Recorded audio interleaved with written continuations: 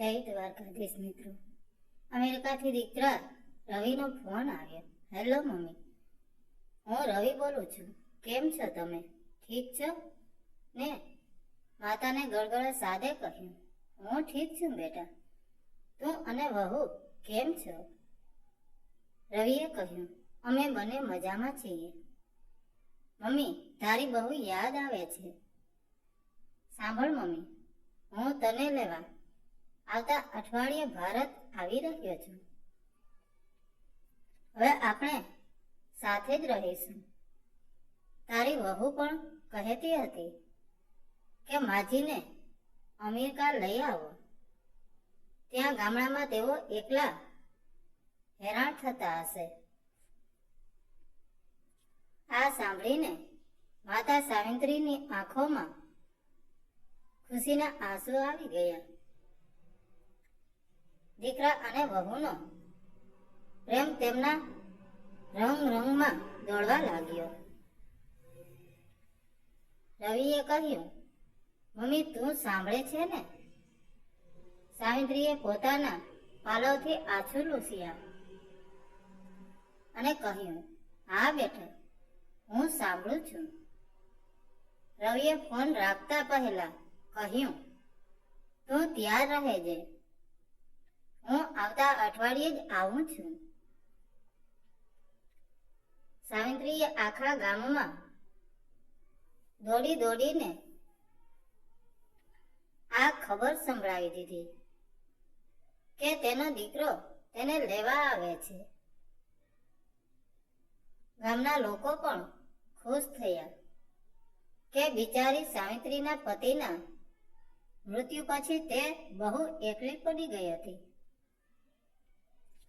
હવે તેનું ઘડપણ દીકરા સાથે સુખેથી પસાર થશે. રવિ ગામમાં આવ્યો. આવતાની સાથે જ તેણે કહ્યું, મમ્મી આપણે જલ્દી અમેરિકા જવું પડશે. જેની પાસે પણ લેણા હોય તે વસૂલ કરી લે.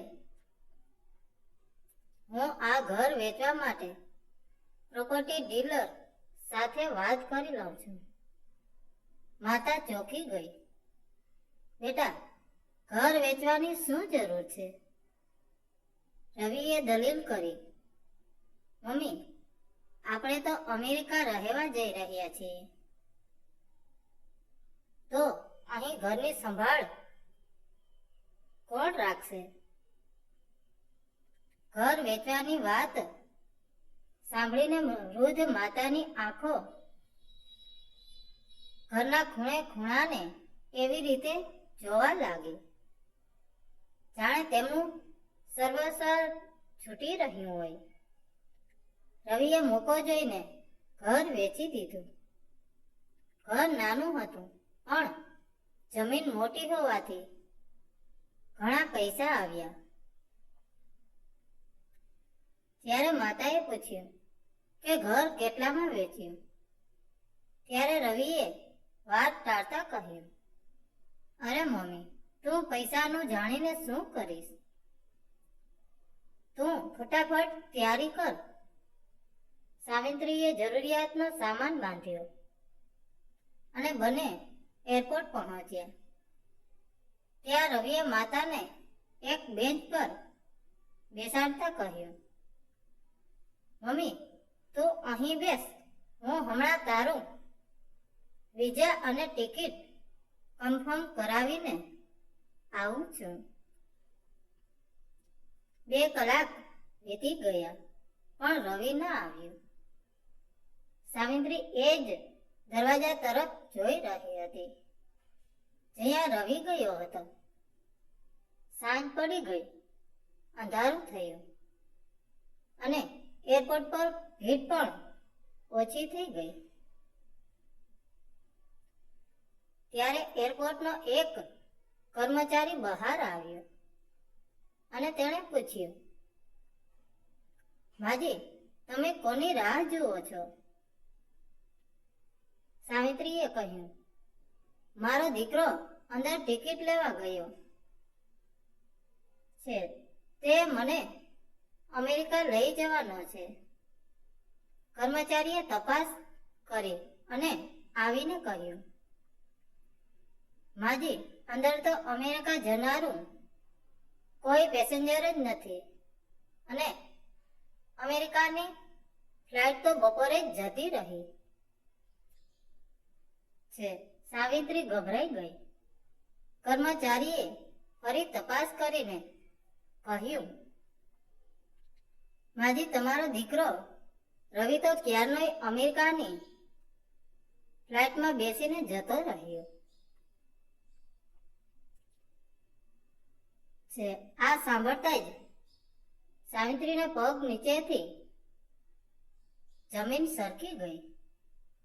તેનું આખું શરીર ધ્રુજવા લાગ્યું અને આંસુ રોકવાનું નામ નહોતા લેતા. રડતી રડતી સાવિત્રી પોતાના ગામ પાછી પહોંચી, પણ તે ઘર હવે વેચાઈ ગયું હતું. તે ઘરની બહાર ઓટલા પર બેસીને રડતી રહી. ત્યારે નવા મકાન માલિક આવ્યા. સાવિત્રીની કરુણ કહાની સાંભળીને દયાળુ મકાન માલિકે કહ્યું, માજી, તમે અંદર રૂમમાં સૂઈ જાઓ. પણ સાવિત્રીએ હૈયાફાટ કરતા કહ્યું, ના બેટા, હું અહીં બહાર ઓટલા પર જ સૂઈ જઈશ. આ મારા થોડા પૈસા છે, તે તું રાખ. મને સવારે પાછા આપજે. માતાનો વિશ્વાસ તો તૂટ્યો જ હતો, પણ સાથે સાથે પોતાની જિંદગીભરની મૂડી જેવું ઘર પણ છીનવાઈ ગયું હતું. અને પછી તે વૃદ્ધ સાવિત્રી પોતાના મકાન સામે જોતી જોતી રડવા લાગી અને ભગવાનને પ્રાર્થના કરવા લાગી કે હે ભગવાન, મારો દીકરો રવિ અને મારી વહુ બંને હંમેશા ખુશ રહે. અને રાત્રે જ ખબર નહીં ક્યારે રવિની માતાનું મૃત્યુ થઈ ગયું. જ્યારે સવારે મકાન માલિકે જોયું, ત્યારે તેમણે જે વૃદ્ધ સાવિત્રીના અંતિમ સંસ્કાર કર્યા. તે સમયે મકાન માલિક વિચારવા લાગ્યા કે હે ભગવાન, આ વૃદ્ધા કેટલી ભલી હતી. પોતાના અંતિમ સંસ્કાર માટેના પૈસા પણ રાત્રે જ મને આપી ગઈ. તો મિત્રો, રવિએ પોતાની માતા સાથે કેટલો મોટો વિશ્વાસઘાત કર્યો. તેમ છતાં તેની માતાએ ભગવાન પાસે એ જ માગ્યું કે મારો દીકરો અને વહુ હંમેશા સુખી રહે. અને આટલું કહીને તેઓ ભગવાનને પ્યારા થઈ ગયા. આ સાંભળીને આંખમાં આંસુ આવી જાય છે. મિત્રો, માતા પિતાનું દિલ ક્યારેય ન દુભાવશો. મારી તમને હાથ જોડીને વિનંતી છે, કારણ કે માતા પિતા વિના આ દુનિયામાં કંઈ નથી. દુનિયામાં દરેક સંબંધ કોઈને કોઈ સુરાથી જોડાયેલો હોઈ શકે છે, પણ માતાનો પ્રેમ નિસ્વાર્થ હોય છે.